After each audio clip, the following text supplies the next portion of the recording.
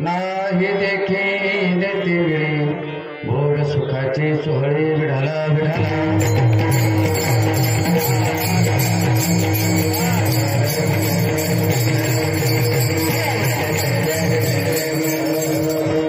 वस्तू प्राप्त प्रसंगी इको कमी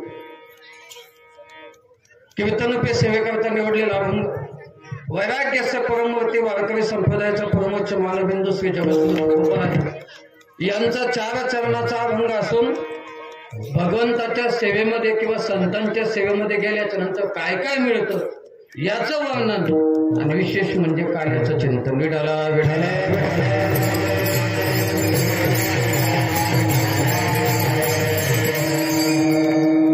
अभंगाचा सरळ अर्थ सांगून जातो. तुझी संगती झाली आमची निश्चिंती.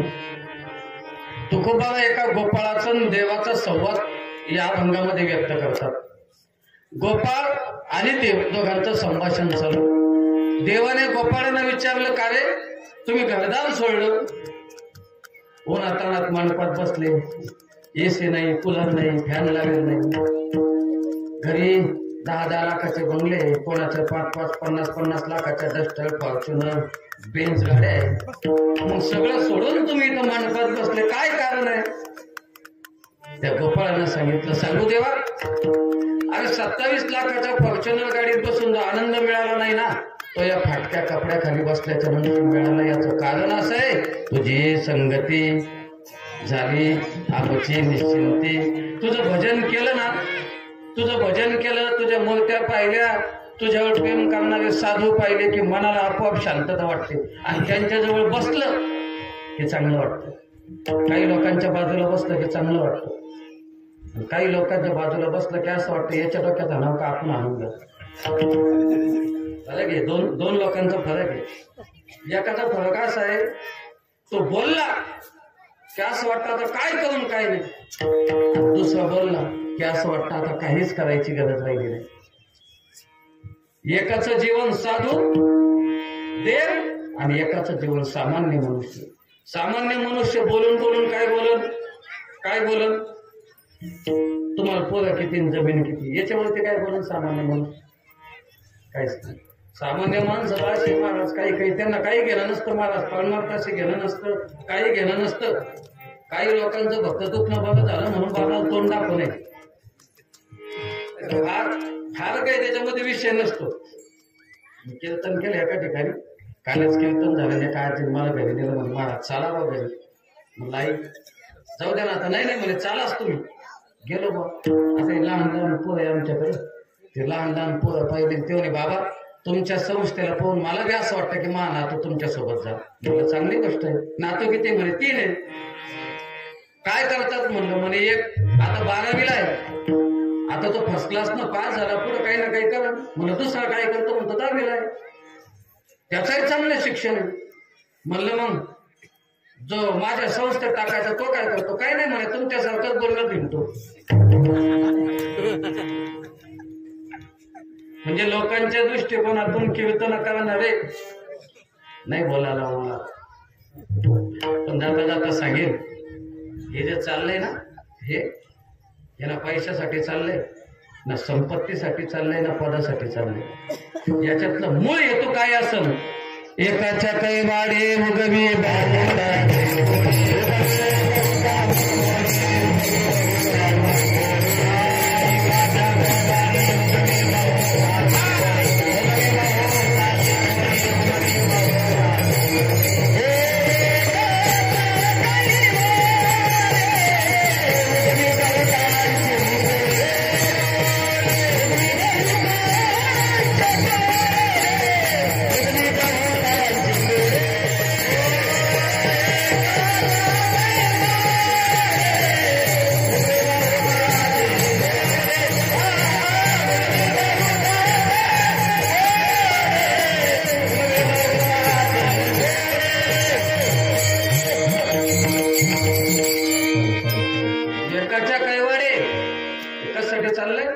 हे जाता जाता सांगतो, आठवलं म्हणून.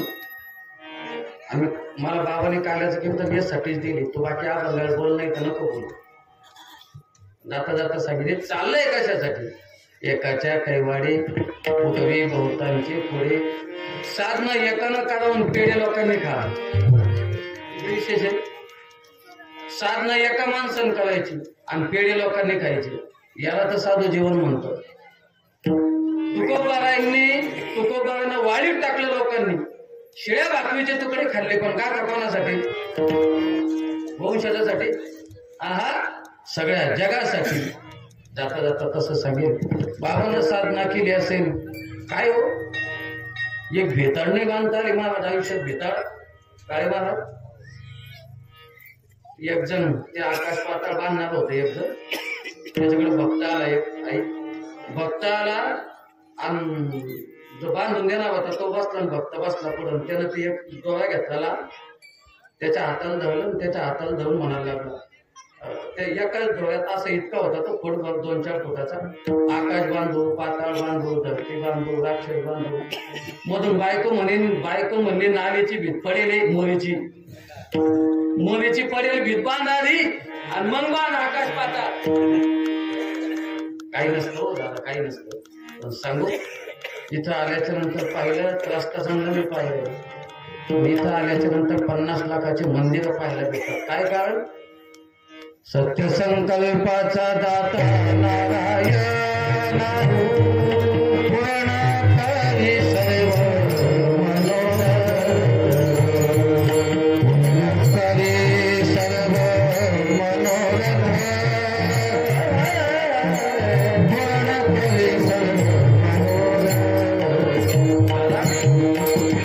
50 लाखाचे मंदिर मी 2 वर्षापूर्वी बाबाला म्हणलं होतं. म्हणलं बाबा लोकांसाठी किती बी केलं तरी लोक चांगलं म्हणतीनच याची गॅरंटी नाही. येतो पैसा येते देणगीचं घ्या ना घर बांधून चांगलं.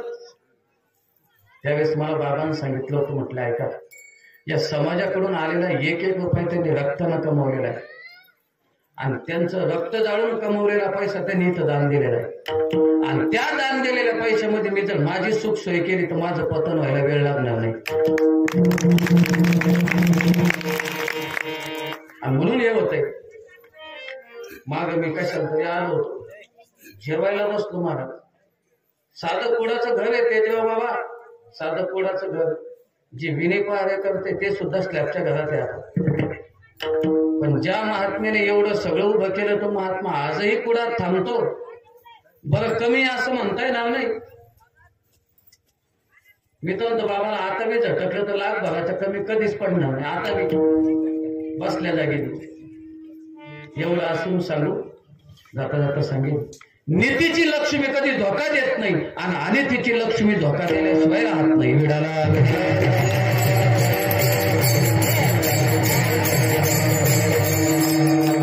वाहते पांडव अखंड वनवासी परिता देवासी आठवी परित्या देवासी आठवी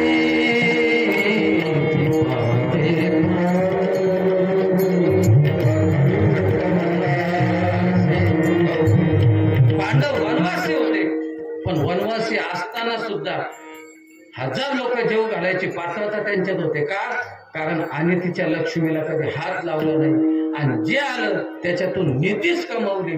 म्हणून जाता जाता सांगेन इथं किती देणगी येऊ द्या इथं अनिती नावाचा प्रकार पाहायला सुद्धा मिळणार नाही. म्हणून सत्य संकल्पाचा दाता नारायण.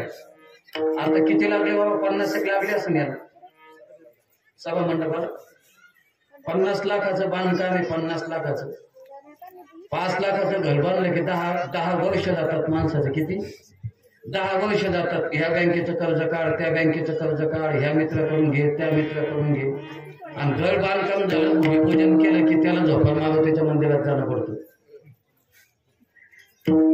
एकानं 50 लाखाचा बंगला बांधला. पेन्शन भेटली त्याला बाबा रिटायरमेंटची. 50 लाखाचा बंगला बांधला आणि म्हातारा मारुतीच्या मंदिरात झोपाला आला. त्याला म्हणलं का रे मारुतीच्या मंदिरात झोपतो तो 50 लाखाचा बंगला बांधला. ते म्हणे बाबा 50 लाखाचा बंगला बांधला पण सुख नाही ना. पोरग पिऊन येतं रातचं गोधडीत घालून आणतं.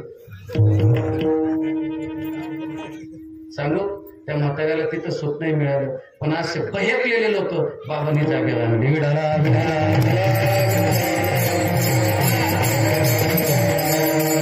याचा एकंदरीत सार असा आहे, तुझी हे संगती झाली आमची निश्चिंती. आम्ही धारेश्वराच्या सेवेत आलो, आम्ही शिवनंदगिरी बाबांच्या सेवेत आलो, आणि परिणाम काय झाला? झाले आमची निश्चिंती. निश्चिंती कुठे मिळते? निश्चिंती कुठे मिळते दादा? विसावा. विसावा कुठे भेटतो माणसाला? विसावा एकदाच आहे. कुठं? वाड्यात नाही, याच्या एसीच्या बाहेर. पण सांगू, इथं आल्याच्या नंतर हे सगळे लोक बसले, आहे का कोणाला चिंता घरी जायची? 10 ते 12चं कीर्तन होतं, 12 वाजता चालू झालं. एक तरी आलं का आपल्याकडे कीर्तन चालू करा म्हणाला? याचं कारण आहे विसावा इथं. असं वाटतही नाही जाऊ, संध्याकाळ घरी कधीतरी जायचंच आहे. झाली आमची निश्चिंती. काय मिळालं इथं? तुकाराम महाराजांनी त्या गोपाळाने विचारलं, देवाने विचारलं, तुला जर माझ्यासोबत विसावा मिळाला, माझ्या भक्ताकडे विसावा मिळाला, तुला नेमकं काय मिळालं इथं? त्यावेळेस त्यांनी सांगितलं, नाही देखील ते मिळे जे कुठंच पाहिलं नाही ते इथं पाहायला भेटतं. काय? जे कुठंच पाहायला भेटलं नाही ते इथं पाहायला भेटतं. आरती कुठं पाहिली काळे महाराजाच्या अगोदर? आपण सगळं महाराष्ट्रभर फिरतो, एक दिवस रिकामा नाही. एक दिवस रोज गाडीमध्ये प्रवेशन, रोज एका गावात कीर्तन आहे, पण 1 तास आरती पहिल्यांदाच, आणि आरतीमध्ये इतक्या सवाऱ्या एकदाच. नाही देखील मी याच्यावर बोलतो, जे कधीच पाहिलं नाही ते. घरी जर गेलं ना बाबा, घरी एखाद्याच्या घरी सत्यनारायणाची पूजा असते ना, 20 रुपयाची डबी आणतो कापडाची. किती? 20 रुपयाची. दम्मानजाळ संपले नाही पाहिजे. दम्मानजाळ इथं कापूर नाही, कापला राहतो, कापला मोठा. असं किलोचे खडे जाळ गाड्यात होत्या, जेवढी मध्ये तेवढी जाळ. काय कमीच नाही ना इथं. नाही देखील ते मिळे भोग सुखाचे सोहळे. तिथं भोग आहे. सकाळी नाश्ता मजबूत, दुपारी जेवण मजबूत, संध्याकाळी बी मजबूत. मी तर म्हणतो काही काही असे की इथं जेवल्यावर कोणा तिकडेच येऊन जेवतात. मी वाढायला होतो, पण तरी सुद्धा भोग सुखाचे सोहळे तरी कमी पडत नाही. मग महाराज इथं आनंद मिळतो, याच्यापेक्षा घरी तर लय संपत्ती तुमची, मग इथं का आनंद मिळतो? तुकाराम महाराज सांगतात, घरी ताकाचे सरोवर, येथे नवनीताचे फूल. इथं दह्या दुधाचे, इथं सत्वगुणाचे गाडगे भरलेले, सत्वगुणाचे. आणि संसारात गेलो की रजोगुणाचे तमोगुणाचे गाडगे भरलेले. तिथं ताक आहे आणि इथं दोन्ही, इथं दही मिळतं आम्हाला. आणि म्हणून देव म्हणले, हे बघ शहाणपणा करू नको, आटप. तू आटपला कान चल उठन घरी. त्यावेळेस त्या गोपाळानं सांगितलं, बाबा आता तुम्ही शिव्या द्या नाही तर मारा, तुम्ही काही करा. तो काय म्हणे, आता आम्ही नवजो दवडिता, आता तुम्ही आम्हाला हाकलून जरी दिलं तरी आम्ही तुम्हाला न सांगता पुन्हा वापस येऊन इथून जाणारच नाही. अभंगाचं सगळं जुडाला.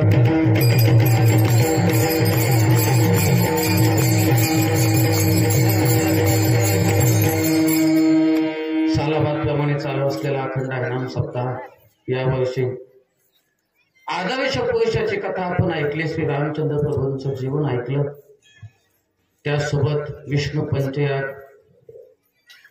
या ठिकाणी यज्ञ झाला.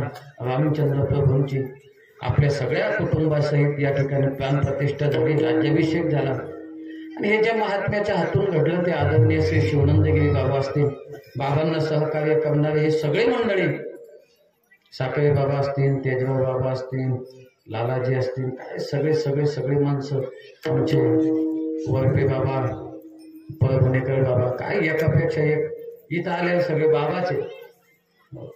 आणि विशेष म्हणजे आमचे आंबोड्याचे पाटील, काय ना कडोबा पाटील, 1 लाखाचं मूर्त दिलं. 1 लाखाच्या 1 लाख म्हणलं मी. काहींची टोपल्यातून उचलाची तयारी राहायची,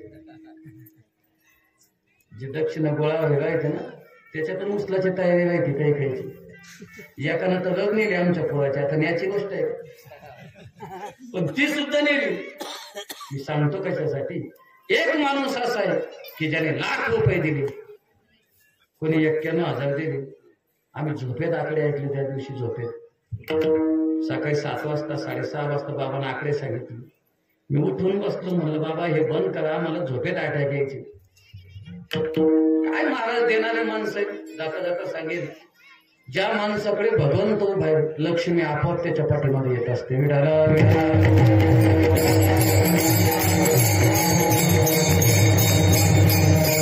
त्याच्यातून हा सगळा सोहळा चालू आहे.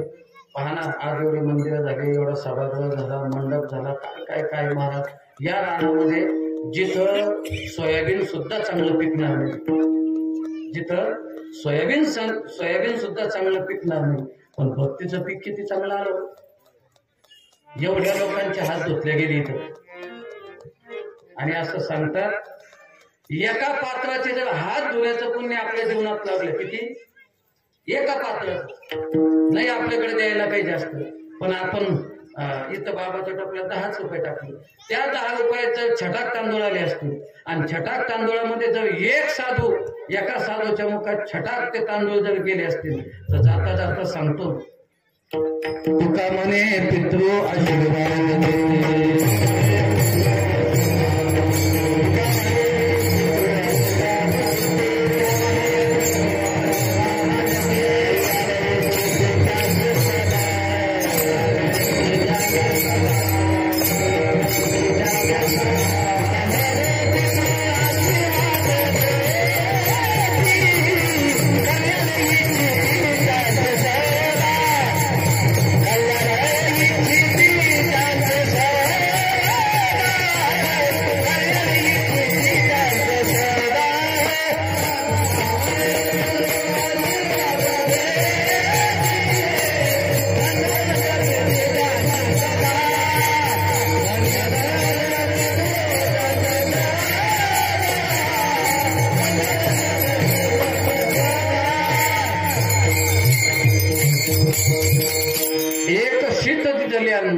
होय कोटी कुळाचे उद्धरण.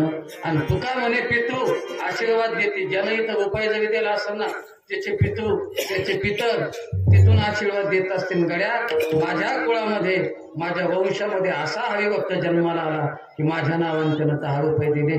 त्या 10 रुपयाचं फळ त्याला भेटतं, आणि तिथून आपल्याला आशीर्वाद भेटला की त्या 10चे 1000 भेटतात. विडाला विडाला सुंदर असा कार्यक्रम. आणि त्या कार्यक्रमाची आज सांगता काल्याच्या कीर्तनाने होत असते. सांगता ही काल्याच्याच कीर्तनाने होते. वारकरी संप्रदायाचा अलिखित नियम आहे. जोपर्यंत काला होत नाही तोपर्यंत माणसाचं जीवन परिपूर्ण होत नाही. दही आणि लाही एकत्र येत नाही तोपर्यंत दही दही रूपानं संपत नाही, आणि लाही लाही रूपानं संपत नाही. लाही आणि दही एकत्र आलं की लाही लाहीचं स्वरूप सोडतं, आणि दही दह्याचं स्वरूप सोडतं, आणि दोघांमधून जे जन्माला येतं ते परमतत्व येतं. विठाला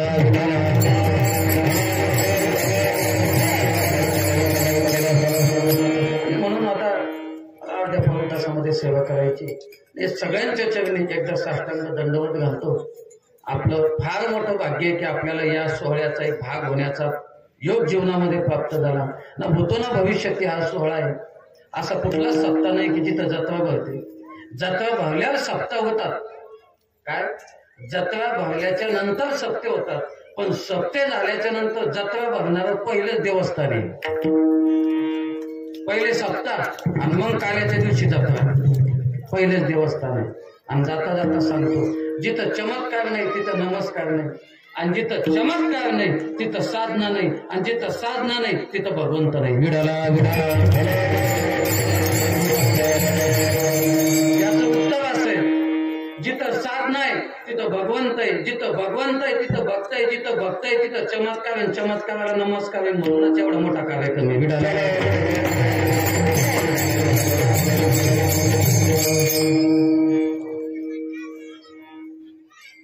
चमत्कार करा, लगेच करावा. ज्याला जमतं, ज्याची साधना असेल त्यालाच करा. ज्याची साधना नाही त्याला करू नये. बाबा मला एक वर्ष म्हण, बाबा चला म्हणे माझ्या पाठीमागं तुम्ही. त्या यज्ञकुंडात. म्हणलं बाबा उद्याची तारीख गेली धोतर जाळून टाक सणांची. ज्याची साधना नाही त्यानं करू नये. ज्याला 5 किलो उचलता येतं त्यानं 5च किलो उचलायचं, त्यानं 10 किलोच्या नादी लागायचं. ज्याची साधना आहे त्यानं साधना करायची. कोणाचंही ऐकून आणि कोणाचंही पाहून साधना करायची नाही माणसानं. ते रामदेव बाबांना योग चालू केला तर माग टीव्हीवर सकाळी सकाळी जे भिडले लोक, आत श्वासात घ्या, श्वास बाहेर सोडा, एका नागपुडीन दाबा, एका नागपुडीन सोडा. एका म्हातारीनं टीव्ही चालू असताना रामदेव बाबांनी सांगितलं श्वास आत घ्या. आत घेतला म्हातारीनं श्वास आणि टीव्ही लाईट चालली गेली. लाईट चालली गेली, म्हातारीला मराची पाळी आली आणि म्हातारी खाली पडली. घरच्या आले, काय झालं म्हणे श्वास सोडायचं सांगितलंच नाही रामदेव बाबांना. अरे सांगन कसा, तो लाईट गेली ना, मग का मरती का तू? योग चांगली गोष्ट नाही. माऊली ज्ञानोबांना विचारलं, सांगा ना बाबा योग कसा आहे? माऊली ज्ञानोबांनी सांगितलं, जे योगाची वाटा निघाले गा सुवाटा, तया दुःखाचा चिवाटा भागाला. त्याला दुःख सहन करावं लागलं, पण एखाद्या माणसाला जर दुःख सहन केलं आणि त्याला का सिद्धी प्राप्त झाली, तो लाखो लोकांचं त्या ठिकाणी दुःखाचं निवारण करू शकतो. आणि आज महाराष्ट्रात जर एखादे उदाहरण असेल तर शिवानंदगिरी बाबा, दुसरं कोण नाही. इथं बसून विंचू उतरले, इथं बसून मी स्वतः अनुभवी त्याला. हे आमचे पोर आहेत ना, कुठेही गोकाळत फिरतात संस्थेवर. माग एकाला विंचू चावला, मी घरी नव्हतो, कॉल कॉन्फरन्सवर घेतला आणि बाबाला फोन लावला. म्हणलं बाबा असा विद्यार्थी. 2च मिनिटात पोरगा असायला लागलं, 2च मिनिटात. ही साधना असल्याशिवाय होत नाही. म्हणून ज्याच्या जीवनात साध नाही त्याला नमस्कार. विडाला विडाला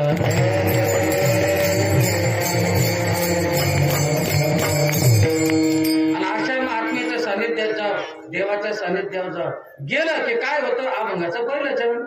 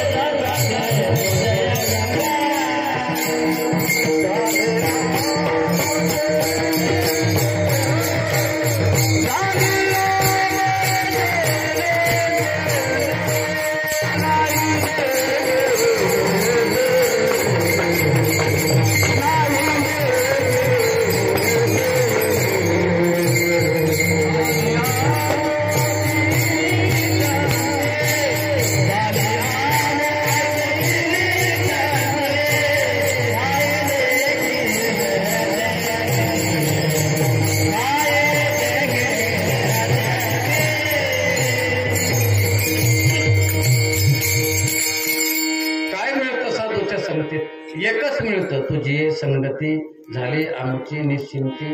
एकदा जाऊन तर पहा महाराज, साधूच्या संगतीत गेलं की परिणाम होतो. साधूच्या संगतीत गेलं की परिणाम होतो. 2 मिनिटात ऐका. देवाच्या संगतीत, कारण साधूचा का बोललो मी, याचा अर्थ असा आहे, देवाने तुकोबाबांनी शब्द देवासाठीच वापरले, पण मी साधू का म्हणतो याचं कारण आहे, निमित्त त्या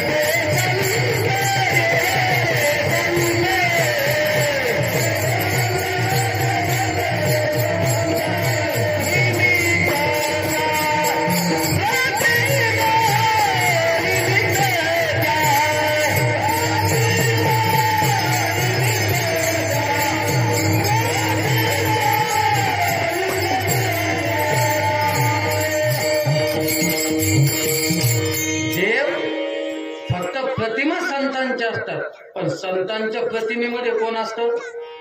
देव असतो.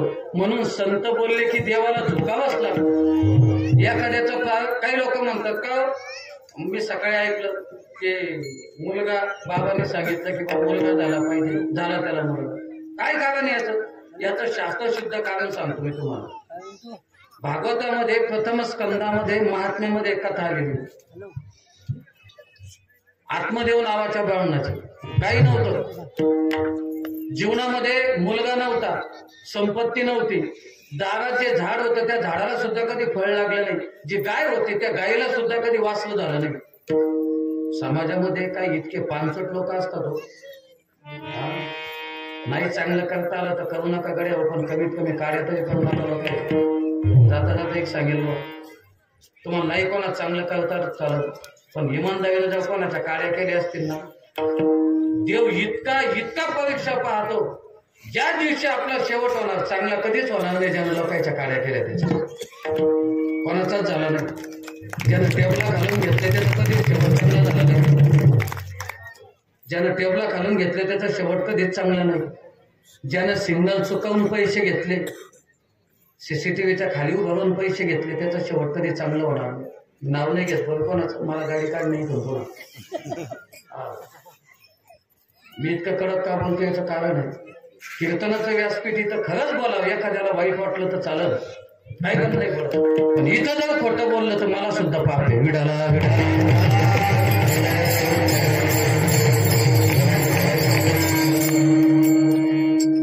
काही इतके काड्या करणार लोक आहे समाजामध्ये. ते बकऱ्याचं दूध ओढून काय भेटतं लोकांना काही कळत नाही बाबा.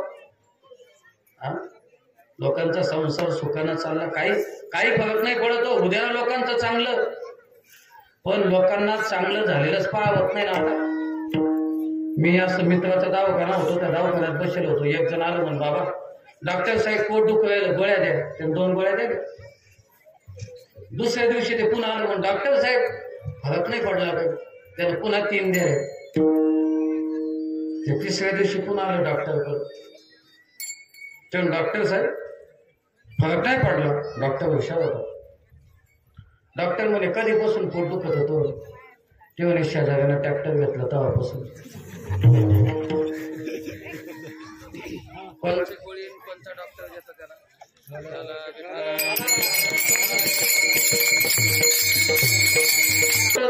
दुखतच असेल त्याला इलाज नाही काही, म्हणून लोकांचं वाईट करून कोणाचं चांगलं झालं नाही हे लक्षात ठेवा.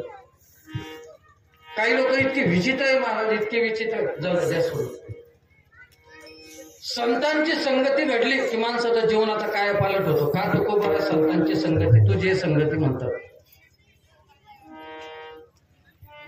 माऊली ज्ञानोबांच्या जीवनामध्ये वेडा आला, वेडा, आणि वेड्याचा वेडेश्वर झाला. काय कारण?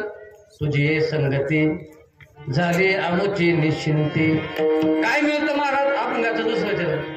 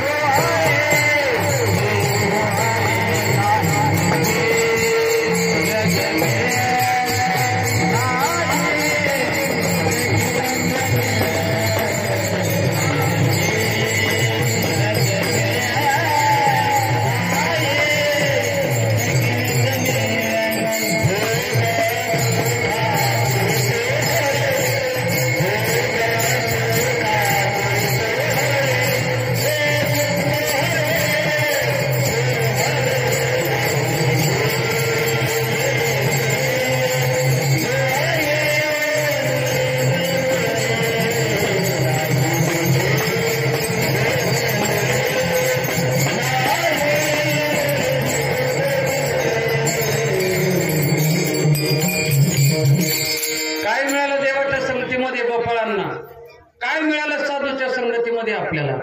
भोग सुखाचे सोहळे नाही देखील ते मिळेल.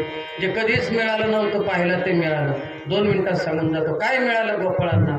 जे कधी घरी पाहायला मिळालं नाही ते मिळालं. कधी यांनी दही खाल्लं नव्हतं, गोपाळांना दही मिळालं. कधी लोणी खाल्लं नव्हतं, लोणी मिळालं. याच्या पुढे जाऊन सांगेल देव परमार्थातलं वैराग्य देतो, ज्ञान देतो. याच्यापेक्षा भोग सुखाचे सोहळे. जर एखाद्याला इच्छा असेलच, मला गाडी भेटली पाहिजे, मला बंगला भेटला पाहिजे, मला मुलं झाले पाहिजे, हे सुद्धा साधू देतात. काही लोक म्हणतील महाराज हे कोण सांगितलं, तर मला 2 मिनिटात उदाहरण देऊन जातात. एकदा भगवान श्रीकृष्णाला आणि अर्जुनाला फिरायला जायची इच्छा व्यक्त केली. देवानं अर्जुना लय दिवस झाला रे, जरा फिरून येऊ आपण. आणि फिरण्यासाठी निघाले. चालता चालता सुंदर असं काम्यक नावाचं वन लागलं. गंगाराम महाराजांनी सांगितलं पैठणचा भाग म्हणजे काम्यक वनाचा भाग. आणि त्या काम्यक वनामध्ये देव आणि अर्जुन फिरायला आले. आणि फिरायला आल्याच्या नंतर दशम्या आणलेल्या होत्या, त्या दशम्या खाल्ल्या. आणि दशम्या खाल्ल्याच्या नंतर जे पात्र होतं ते पात्र धरायचं. देवाने ते पात्र घेतलं. काय महाराज साधूची योग्यता असते, साधूच्या पुढे देव सुद्धा झुकतो. अर्जुन हा साधू आहे आणि अर्जुनाच्या पुढे देवाला सुद्धा झुकावं लागतं. कारण साधू करतात काय, रात्रंदिवस फक्त एकच रामकृष्ण, बाकी दुसरं काही. देव रुक्मिणीला म्हणायचे, रुक्मिणी अर्जुनासारखा भक्त नाही गड्या, तू काही म्हण, पण अर्जुनासारखं प्रेम माझ्यावर कोणी करत नाही. रुक्मिणी म्हणली मला तुम्हाला काही कळतं का, मी तुमची बायको आहे आणि माझ्यापेक्षा अर्जुन तुम्हाला जवळ आहे, तुम्हाला काही वाटतं का? त्यावेळेस सांगितलं तू दाखवून दे. एक दिवस अर्जुन भेटायला गेला देवाला द्वारकेत. आणि देव जेवायला बसला तर अर्जुनाची आठवण झाली. जा म्हणले अर्जुनाला बोलावणार ना जेवायला. अर्जुन झोपला होता. त्या घरामध्ये सवतीचा व्यवहार होता. सुभद्रा होती, रुक्मिणी होती. रुक्मिणीला सांगितलं. मग रुक्मिणीला कोणाला सांगायला? रुक्मिणीने लगेच सुभद्राला सांगितलं, सुभद्रा जाय का घेऊन ये. सुभद्रेने लगेच सेवकाला सांगितलं, जा रे घेऊन या त्याला जेवायला. तो सेवक गेला आणि त्या रूम मध्ये गेला. गेल्याच्या नंतर अर्जुन महाराज इतका मोठा भक्त होता, आहे तोपर्यंत डोळे उघडे तोपर्यंत तर जप करतच होता. पण झोपल्याच्या नंतर सुद्धा त्याची परावाणी सुद्धा देवाचं नाव घेत होती. परा पश्यंती मध्यमान वैखरी 4 वाणीचे प्रकार. मी बोलतोय ती वैखरी आणि जिथून येतं ती परावाणी. त्या परावाणीनं चिंतन चालू होतं. ओम नमो भगवते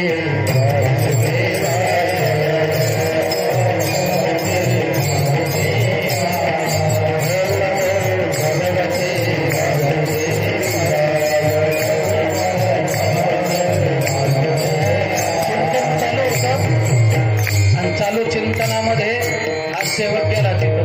आणि असं असतं बाबा, भजनानं यज्ञानं शंख वाजवल्यानं वातावरणाची निर्मिती होते. आणि वातावरणाची निर्मिती झाली की त्या वातावरणामध्ये बसलेल्या व्यक्तीला आपोआप समाधी लागते. आज सेवक आतमध्ये गेला आणि त्या वातावरणाच्या समाधीमध्ये यालाही तंद्री लागली. यानं उठवायचं सोडून दिलं आणि हाही भजन करायला लागला. वासुदेवाय प्रभो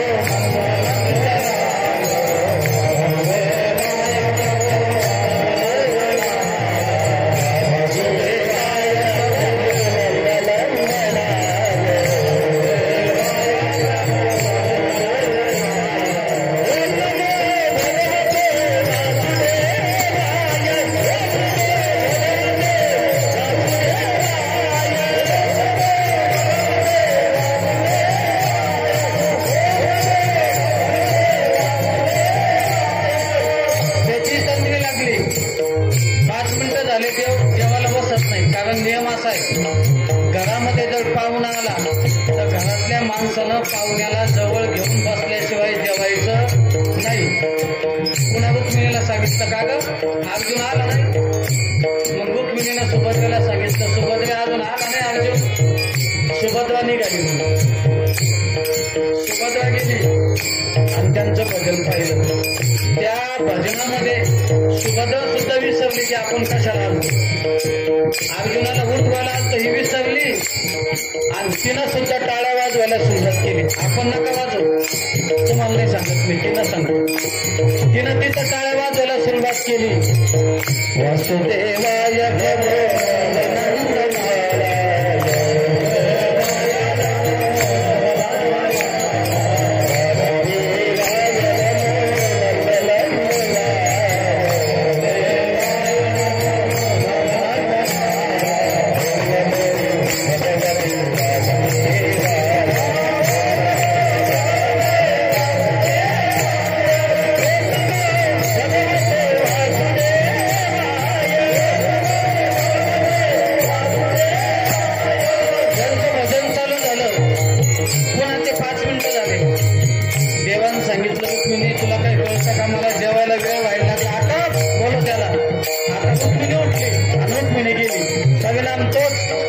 लागून गेली. नारद आले तेवढ्यात. घरी आलेल्या पाहुण्याला काम सांगू नये, पण ताटावून सुद्धा उठता येत नाही. मग देवाला काम सांगितलं. नारदा पहा काय झालं. नारद तिथे गेले. त्या वातावरणामध्ये नारदाची सुद्धा समाधी लागली. पण नारदाने विचार केला, गण चांगलं म्हणतो पण स्वर लागून राहायला काय फायदा आहे. त्यांनी लगेच विणा घेतला आणि बरोबर काही दोनला विणा लावला. काही दोनला विणा लावला. विण्याचे तार खेळले आणि त्या स्वरात मग पुन्हा भजनाला सुरुवात केली.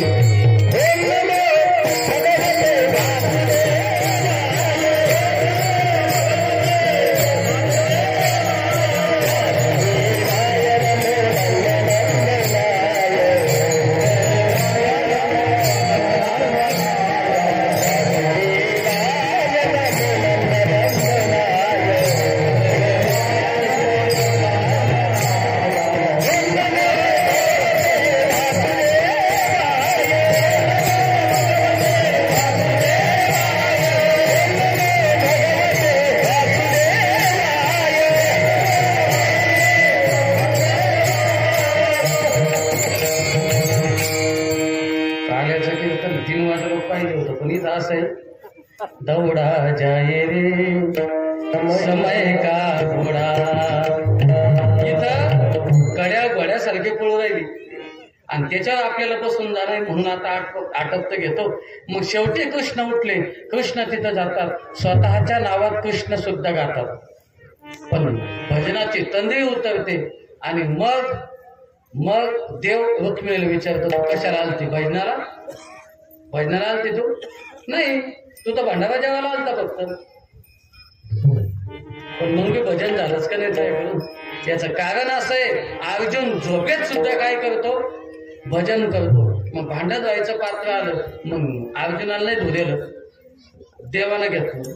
देव म्हणे मी धुतो, पण अर्जुन म्हणे नाही मी धुणार. बळजबरी अर्जुनाने घेतलं आणि धुवायला गेला. आणि तिथं धुता धुता भांडं धुवायला बसणार तेवढ्यात ध्यान आलं, काय मी आतापर्यंत कधी भांडे घासले नाही आणि आता भांडे घासता येईन का आपल्याला? पती पत्नीचा एकमेकांवर विश्वास पाहिजे बाबा, तेव्हा संसार चालत असतो. अर्जुनाचं द्रौपदीचं इतकं प्रेम होतं. वनवास मिळाला, सगळे वनवासात राहिले, पण कधी आपल्या पतीला बिगर जेवल्याचं झोपू दिलं. आता विश्वास राहिला पती पत्नीचा? अजिबात नाही. पती उठायच्या 2-2, 3-3 कप भोयल राहते तिचे, मग भोयल राहतात भांडे. मग म्हणते तुमच्याशिवाय तुम्ही चहाच घेत नाही. विश्वासच राहिला नाही. आता एकाची बायको नुसती फोन करायची, कुठे आहे? माहेरी गेली 2-4 दिवस. रोज सकाळी उठलं 3 फोन लावा, कुठे आहे? घरीच आहे मी. लावा जाऊ मिक्सर. घरी तुम्ही मिक्सर लावा. मग बाबा तिनं मिक्सर लावायचं. गर गर गर गर आवाज झाला, हा ठीक आहे. पुन्हा संध्याकाळी फोन लावायचा, कुठे आहे तुम्ही? घरीच आहे. मग संध्याकाळी पुन्हा फोन लावायचा, कुठे आहे तुम्ही? घरीच आहे. लावावर मिक्सर. 3 दिवस मिक्सर लावलं त्यानं फोनवर. 4थ्या दिवशी बायको आली सकाळी घरी. हे घरात नव्हतं. पोराला विचारलं, बाळा तो बाप कुठे आहे? त्याने मला माहित नाही, पण 3 दिवसाचं मिक्सर घेऊन बाहेर जायले. राहिला का विश्वास? पण तो अर्जुन होता आणि ती द्रौपदी होती. एकमेकांचा इतका विश्वास होता आणि अर्जुनानं नुसते डोळे लावले. तू जर असती ना द्रौपदी, मला भांडे घासायची पाळी आली नसती. पण देवानं विचार केला, न सांगता तुम्हाकडो येते अंतर, विश्वी विश्वंभर. त्याला सांगायची गरज पडत नाही. तुम्ही किती खोटं बोला कोणाशी, लोकांशी, त्याच्याशी खोटं नाही बोलताय, अजिबात नाही. तो इतका चतुर आहे. चतुरा तो शिरोमणी, गुणलावण्याची खाणी, मुकुटा सकळ म्हणी धन्य तुची. एकानं बालाजीला 50,000 कबूल केले. कशाचे? मला पोरग होऊ दे, मला पोरग झालं तुला 50,000 दे. त्याला पोरग झालं, बदललं ना ते. बाबा लय लोकांना ध्यान नका ठेवायचं. त्याचं काम झालं की बाबा गणत मंदिरा बांधले, मग इतके कशाला लागते तुम्हाला? बालाजीवर बदललं एक जण, ते तिथं गेलं 50,000ची गड्डी घेऊन. बालाजीचं मंदिर पाहिलं, सगळं सोन्याचं. ते म्हणते तुला आधीच सोन्याच्या भीती, माय 50,000 तो काय बंद पडणार म्हणे. आज कर 30च देतो तुला. 30,000ची गड्डी काढलं, पुन्हा पुढे गेलं. कॉलम बी सोन्याची दिसली कॉलम. ते म्हणलं देवा काय घालायचे तर कॉलम बी सोन्याची, तुला तर 30,000चा बी काही बंद पडत नाही. माय 10च देतो. 10. त्यानं 10,000ची गड्डी काढली आणि दानपेटीत टाकली. गुरुजी ती दानपेटी नवीनच बनवली होती, त्याच्यात ते बंडल अडकले. त्यानं ते बंडल लोटायसाठी हातमध्ये घातला आणि 1 तोळ्याची अंगठी करेल होती त्यानं सोन्याची. ती ढिल्ली व्हायला होती त्याच्या बाबा. त्यानं नोटा लोटायला हातमध्ये घातला आणि अंगठी अडकली अशी. त्यानं हात जसा वळला तशी अंगठी खाली पडली. आता कळलं तुम्हाला, लोकायला खोटं बोलू शकता तुम्ही, देवाला नाही. देवानं त्याची अंगठी घेतलीच. 1 तोळा काय भाव चालू आहे माया आता? 50चा. आणि वरतून 10चा दंड बी द्याला पुन्हा. त्याला का खोटं बोलू तुम्ही? त्याला सगळं कळतं. अर्जुनानं अंतःकरणात चिंतन केलं द्रौपदीचं, त्याला अंतःकरणातून कळालं. त्यानं लगेच वस्त्र टाकले आणि परिणाम द्रौपदी झाला आणि पटकन तळ्याच्या पाठीमागून वरती आला. सुभद्रे, द्रौपदी तू इथं कस का? म्हणे मालक, पतिव्रते लागी भरतार पमान,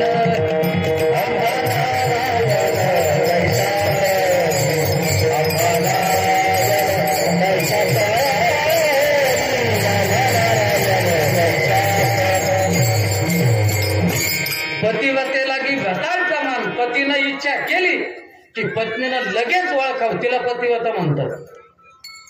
नुसतं काम करणारीला पतिव्रता म्हणत नाही. आणि पतिव्रता होणं काही 2 आणि 3 दिवसाची प्रोसेस नाही. आयुष्य जाळावं लागतं बाबा. साधू होण्यासाठी आयुष्य जाळावं लागतं, तेव्हा देव भेटत असतो. कालच कपडे घातले ना आजच जाळातून चालायचं म्हणल्यावर लुंगी पेटत असते. एवढं सोपं नाही ते. त्याच्यासाठी साधना, त्याच्यासाठी आयुष्य घालावं लागतं. एक पतिव्रता असते, जात्यावर जळत होती बाबा, साळी कांडत होती. साळी कांडता कांडता तिचा पती आला आणि पतीनं पाणी मागितलं. पाणी दे ग. साळी कांडता कांडता जे मुसळ आहे ना ते जेव्हा बाबा त्या वरती जायला होतं. ती पतिव्रता होती, तिनं ते वरतीच सोडून दिलं आणि पाणी दिलं. तिच्या शेजारची बसेल होती एक तिथं. तिनं मुसळ पाहिलं वरती कसं काय राहिलं ते. तिनं खालून हात लावला, वरतून हात लावला, बाजून हात लावला. हे थांबेल कशावर आहे?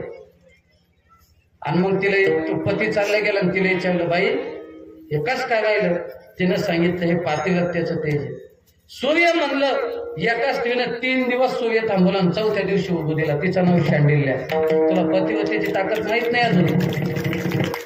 पतिव्रतेनं जर एखाद्या आपल्या अंगावर, आपल्या शरीरावर जर एखाद्या वाईट भावनेनं नजर टाकली त्या पतिव्रता स्त्रीला त्याच्याकडे पाहिलं ना दादा तर जळून जागेवर भस्म होईल, इतकी ताकद पतिव्रतेची असते. ती म्हणे तुला माहीतच नाही. म्हणे मग कसं व्हावं लागतं पतिव्रता? मग तिनं एक मंत्र दिला. पतीला आला राग जरी का बोले हसून, अपराधाची क्षमा मागते पदर पसरून, अपराधाची क्षमा मागते पदर पसरून. पतीसाठी देव, पतीसाठी पत्नीसाठी पती देव आहे. फक्त तो भैरवनाथ नसावा. भैरवनाथ कळालं ना तुम्हाला काय लागतं भैरवनाथाला? भैरवनाथ नसला पाहिजे फक्त, नाही तर तो देवच आहे. मग ती म्हणे काय करावं लागतं, सकाळी उठल्यापासून संध्याकाळ सेवा कर फक्त, झाली पतिव्रता. दुसऱ्या दिवशी संध्याकाळी गेली, तिने सांगितलं बा मालक उद्या तुम्ही पाणी तापवू नका.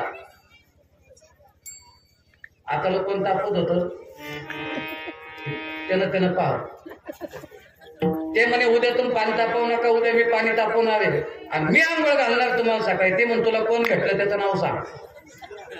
मला त्याला 1000 रुपये नगदी दे नाही, फक्त नाव सांग त्याचं कोण. रात्री झोपलं, ती सकाळी 4ला उठली आणि 4ला उठून पाणी तापायला ठेवलं तेजवा बाबा. 6 वाजलं पाणी तापवलं तिने, इतके इमानदारी. काच टाकलं तर काच पगळलं, इतकं गरम पाणी केलं. मग नवऱ्याला आंघोळीला बसवलं. नवऱ्याला आंघोळीला बसवलं, बकेटीत पाणी घेतलं. इसन टाकावं का नाही, इसन टाकलंच नाही तिनं. फक्त पतिव्रता व्हायचं म्हणे, भेसळ अजिबात नको. पाणी घेतलं, नवऱ्याला त्या वाफा पाहिल्या, नवऱ्याच्या इथल्या इथं आल्या कपाळात. इतकं गरम पाणी जर आपल्याला पडलं की आपलं काही घट नाही. ते हात घालायला का थांब म्हणले, हात नाही घालायचा. ते पुन्हा मागं झालं. ते काय झालं, नाही म्हणे मी आंघोळ घालणार. तिनं महाराज 1-2 तांबे वतले, त्याचे केस असे नीट झाले. झटका बसल्यावर कसं होतं माणसाला, नीट केस झाले. तिनं वजवी पाहिली अंग घासायला. आता वजवी काही भेटले नाही तिला, बांधकाम होईल होतं नेमकं टीव्हीचं, खळपड पडेल होती टीव्हीजवळ. ती वजवी पाहायला गेली, तिला वजरा आणला, एवढा मोठा वजरा. मध्ये गेले बाथरूम मध्ये, साबण लावली. जे नवरा घासला सकाळी 8 वाजेला. काळी कढाई घासल्या तुम्ही, काळी कढाई, तसा नवरा घासला. इतका काळा होता बाबा तो, पण टमाट्याच्या वावरात बी बसला तर लगेच दिसला, इतका लाल झाला, इतका लाल झाला. उठता येणं त्याला. आणि मग त्याला सांगितलं म्हणे आता संध्या बाहेर जायचं, बरोबर 10 वाजता यायचं. आणि 10 वाजता घरी आला, मुसळ वरती गेल्यावरच पाणी मागायचं. जर मुसळ खाली असतो पाणी मागितलं, पुढचं माहिती म्हणले तुम्हाला काय म्हणते.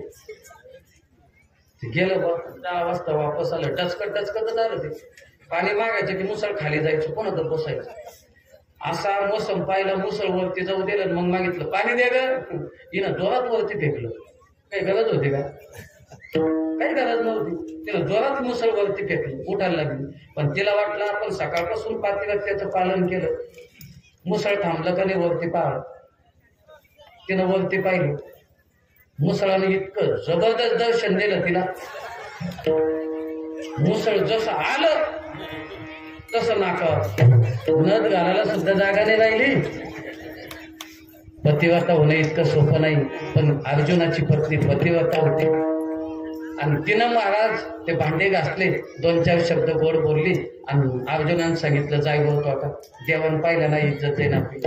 मालक पण आपली भेट झाली, काही आठवण, हातातले अंगठी काढली तिच्या बोटात घातली, निघून गेली. देवाने इकडे देवाचं स्वरूप घेतलं.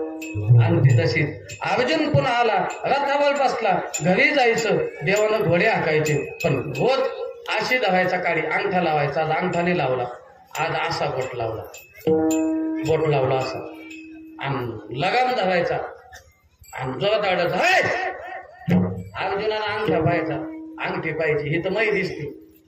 आणि गळ्यात हातात कोणाच्या घातली होती, द्रौपदीच्या. घरी गेला, भांडणावर पाळी आली. आणि मग देवानं सांगितलं भांडू नको. द्रौपदीची अपेक्षा झाली. द्रौपदी कोण झालतं, मी स्वतः झालते. भोग सुखाचे सोहळे देवाने भोग सुद्धा दिला.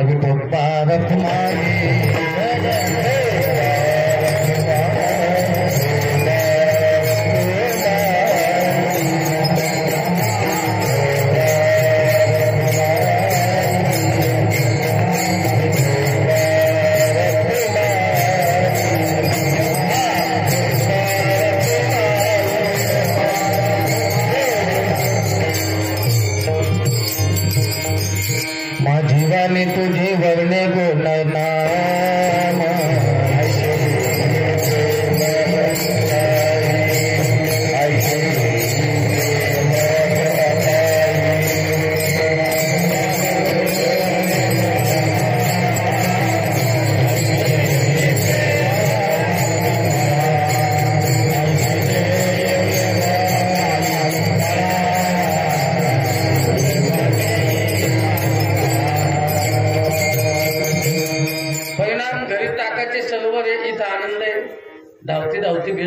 पुढे चालतो. तुकाराम महाराज सांगतात आता मी इथून जाणार नाही. का जाणार नाही? कारण इथं भेटलंच असं. काय भेटलं? अद्वैत भक्ती ज्ञानाचं तत्व माणसाच्या जीवनात प्राप्त होतं. म्हणून हा काल आहे. आणि आता 10-5 मिनिटात काल्याचं वर्णन आणि आपल्या सेवेची सांगता, कारण पुढे आता आपल्याला बराचसा मोठा कार्यक्रम पाहायचा आहे. भगवान परमात्म्याचा जन्म कसा होतो? जब जब होई धर्म की हानी, वाढही असुरा धमाभिमानी, तब तब प्रभु धरी विविध शरीरा, हरहि गोपानिधी सज्जन पीरा.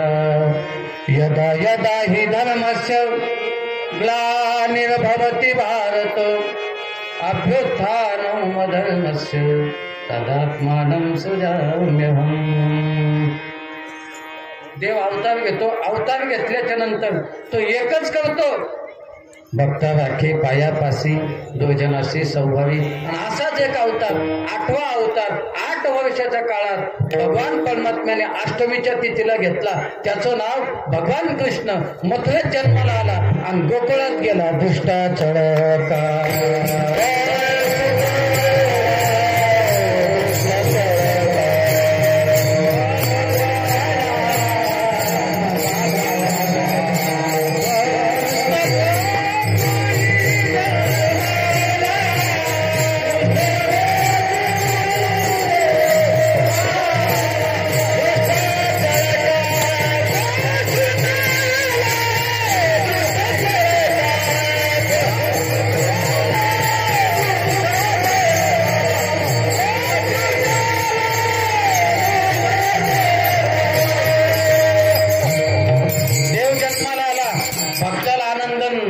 विरोधकाला दुःख होतं. परिणाम देव आता यशोदेकडे नंदबाबाकडे मोठा व्हायला लागला. मोठा होता होता खोड्या करायला लागला. किती? रांगत रंगणी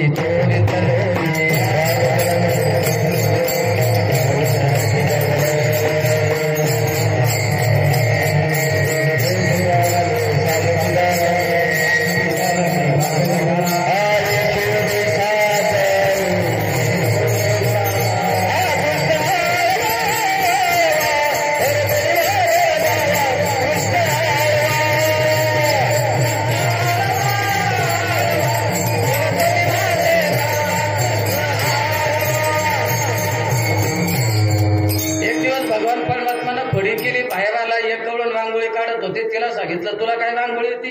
त्यापेक्षा मला चांगली येते. ती म्हणे मग दाखवतो काढून. एवढा असं कृष्ण याच्यापेक्षा लांब. ते म्हणे बाई इतकं तुला चांगलं येत नाही, मला चांगलं येतं. म्हणे जाय थोडस लांब जाय. तिला लांब पाठवलं. भगवान परमात्म्याने रांगोळी काढली. कोणची? वरी मोते चक्रपाणी. तिच्या रांगोळीला मुतला, धरायला धावली. तीच पलटी. भगवान श्रीकृष्ण आतमध्ये गेले. धरू जाता सापडे ना. यशोदे बाळ तुझा काना. आता आवडत नाही. मग बऱ्याच खोड्या झाल्या. आणि मग काही चाला या मनात गेला.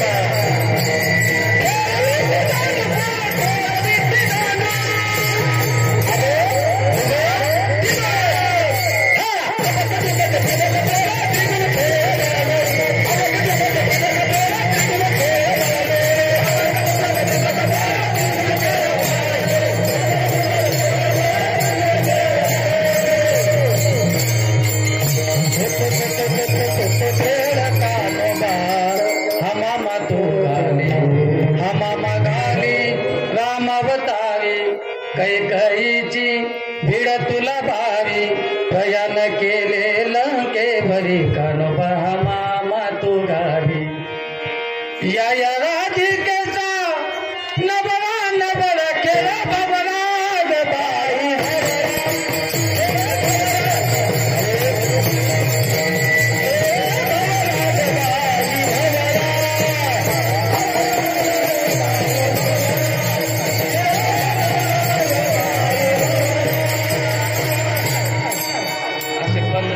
चारच सांगितले बस झाला आता सगळे थकले पकवाच्या थकले गायनाच्या वेळ थकले हेवी पिल्ले थकले म्हणून खांदी बार पोटी भूक काय खेळाया ते सो कडकी सोडियेला मोठा आजीचा दही काला गोमटा नासी गोपाळ जे लहान लहान होते ते जवळ बसवले जे मोठे मोठे होते ते माग बसवले असे कमलाकार गोपाळ बसवले आणि शुकदेवजी भगवान दशमस्कंदामध्ये फार सुंदर त्या काल्याचं वर्णन करतात युद्धदवेनोम जठरपठयो हो शृंग वैत्रेच कक्षे वामे पानो मश्वन कवलम तत्फलान्यंगुलेषु तिष्ठन् मध्ये स्वपरिसुरदो हासयन् नरमे विस्वये स्वर्गे लोके मिशति बुभुजे यज्ञ भुक्बाल केलिः गोपाल कृष्ण भगवान